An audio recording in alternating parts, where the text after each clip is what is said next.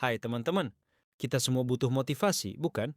Tapi seringkali motivasi yang kita dapatkan itu hanya seperti percikan api. Terbakar sebentar, lalu padam. Kita merasa semangat setelah nonton video inspiratif, baca kutipan bijak, atau dengar cerita sukses. Tapi beberapa hari kemudian, api itu meredup dan kita kembali merasa hampa atau kehabisan energi. Kita mencari motivasi dari luar, padahal sebenarnya kekuatan sejati itu sudah ada di dalam diri kita. Nah, bagaimana jika ada sebuah jalan kuno yang bisa membantu kita tidak hanya menemukan motivasi yang abadi, tapi juga menggali potensi dan kekuatan diri kita yang sesungguhnya? Itu adalah janji dari filsafat Stoa. Dalam video ini, kita akan melampaui motivasi ala kadarnya dan menyelami cara Stoikisme mengajarkan kita untuk membangun fondasi, kekuatan internal yang tak tergoyahkan. Siap menemukan versi terkuat dan paling tenang dari dirimu? Mari kita mulai. Baiklah, kita semua ingin termotivasi, tapi Stoa mengajarkan bahwa motivasi yang paling kuat itu datang dari pembangunan karakter dan penguasaan diri. Mari kita selami inti dari bagaimana Stoa membantu kita menggali kekuatan diri yang sesungguhnya. 1. Pahami diri sendiri. Membedakan kontrol dan ketidakmampuan kontrol. Langkah pertama untuk menggali kekuatan diri ala Stoik adalah dengan sangat jelas memahami apa yang benar-benar ada dalam kendali kita dan apa yang tidak. Ini adalah konsep yang disebut dikotomi kendali. Yang ada dalam kendali kita, ini adalah penilaian, pikiran, nilai-nilai, pilihan, dan tindakan kita. Seberapa keras kita bekerja, bagaimana kita bereaksi terhadap situasi, dan keputusan yang kita buat, semua ini sepenuhnya di tangan kita. Inilah sumber kekuatan sejati kita, yang di luar kendali kita. Ini termasuk opini orang lain, cuaca, kemacetan, apa yang orang lain katakan atau lakukan, bahkan hasil akhir dari usaha kita, walaupun kita sudah berusaha keras.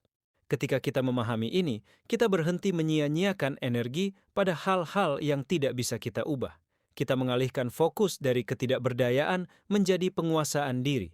Ini bukan tentang menjadi cuek atau tidak peduli, tapi tentang memusatkan kekuatan kita pada area di mana kita benar-benar bisa membuat perubahan. Diri kita sendiri. Dengan begitu, kita mulai membangun kekuatan internal yang tidak terpengaruh oleh gejolak eksternal. 2. Kendalikan persepsi. Kunci untuk mengatasi segala hal. Para Stoik percaya bahwa bukan peristiwa itu sendiri yang mengganggu kita, melainkan pandangan atau interpretasi kita terhadap peristiwa tersebut. Contohnya, kehilangan pekerjaan itu sendiri adalah sebuah fakta. Tapi, bagaimana kita meresponsnya? Apakah kita melihatnya sebagai bencana total, akhir dari segalanya, atau sebagai kesempatan untuk memulai yang baru? Itulah yang menentukan perasaan kita. Untuk menggali kekuatan diri, kita perlu melatih diri untuk mengendalikan persepsi kita. Artinya, sebelum kita bereaksi, kita berhenti sejenak dan bertanya, apakah ini benar-benar seburuk itu? Apakah ada cara lain untuk melihat ini? Apakah saya membuat penilaian yang rasional? Dengan menguasai kemampuan ini, kita tidak lagi menjadi budak emosi atau reaksi impulsif. Kita menjadi lebih tenang, lebih objektif, dan lebih kuat dalam menghadapi setiap situasi. 3. Hidup sesuai nalar dan kebajikan. Fondasi kekuatan moral. Stoa sangat menekankan pentingnya hidup sesuai nalar, rasio, dan kebajikan. Bagi Stoik, ada 4 kebajikan utama yang harus kita kembangkan. Kebijaksanaan, wisdom. Kemampuan untuk membuat keputusan yang benar dan memahami dunia dengan jernih. Keberanian, courage. Tidak hanya berani menghadapi bahaya fisik, tetapi juga berani melakukan apa yang benar, berani menghadapi kritik, dan berani mengakui kesalahan. Keadilan, justice. Memperlakukan orang lain dengan adil dan hormat, serta berkontribusi pada kebaikan bersama. Pengendalian diri, temperance. Menguasai diri dari keinginan, nafsu, dan emosi yang berlebihan. Mengapa ini penting untuk kekuatan diri? Karena ketika kita hidup selaras dengan kebajikan ini, kita menciptakan integritas dan ketenangan batin.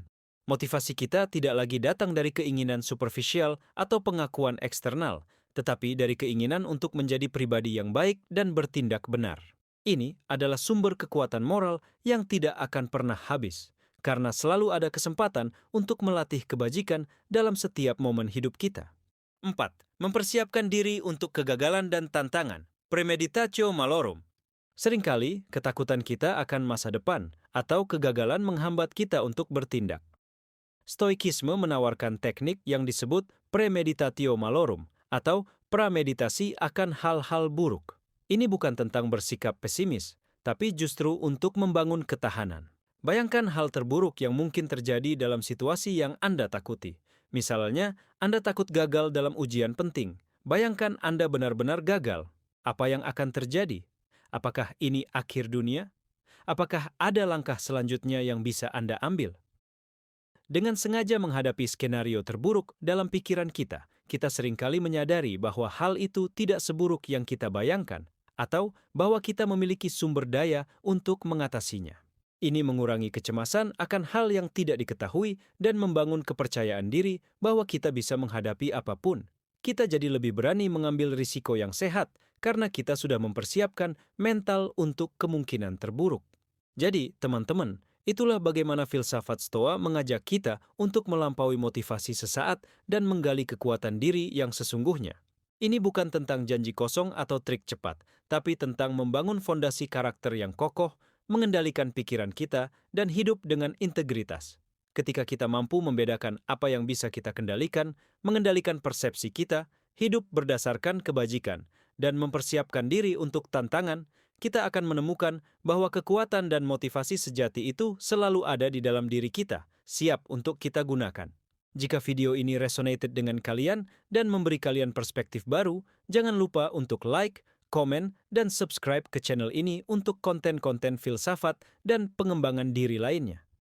Beritahu saya di kolom komentar, konsep stoikisme mana yang paling membuat kalian merasa lebih kuat.